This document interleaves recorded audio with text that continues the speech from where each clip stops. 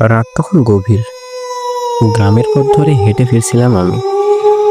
চারদিকে শুনশান, শুধু ঝিঝি পোকার একটানা শব্দ আর হাওয়ার শিরশিরানি। হঠাৎ করেই আমার মোবাইল ফোনে একটি কল বেজে উঠল। স্ক্রিনে ভেসে উঠল আমার মৃত দাদির নাম্বার। আমার বুকটা ধক করে উঠল। দাদি তো অনেক বছর আগেই মারা গেছে। তবু সাহস করে ফোনটা ধরলাম। ওপাশ থেকে ভেসে এলো একটি ফিসফিসানি, যেন বহুদূর থেকে ভেসে আসছে। কণ্ঠটা দাদির মতোই, কিন্তু তাতে কেমন একটা শূন্যতা। কোথায় যাচ্ছিস বাবা? এত রাতে একা একা ফিরছিস কেন?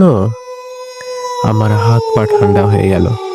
ভয়ে কথা বলতে পারছিলাম না, তবু কোনো মতে বললাম, আমি আমি বাড়ি ফিরছি দাদি। ওপাশ থেকে একটি শীতল হাসি ভেসে এলো। আমার বাড়ি? আমি চমকে উঠলাম। দাদি তো তার নিজের বাড়িতেই মারা গেছিলেন, যা এখন বন্ধ পড়ে আছে। তাহলে তাহলে কি?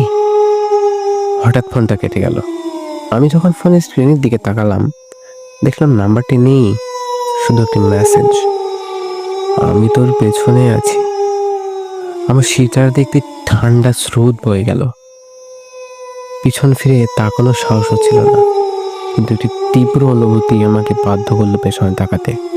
পেছনে কেউ ছিল না, শুধু অন্ধকারের বুক চিরে গাছের পাতায় মূর্তির মতো দাঁড়িয়ে থাকা একটি ছায়া, আর তার মাঝ থেকে ভেসে আসা সেই একই ফিসফিসানি।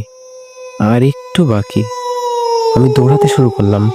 সেই রাতে আর একবারও পেছন ফিরে তাকাইনি আমি।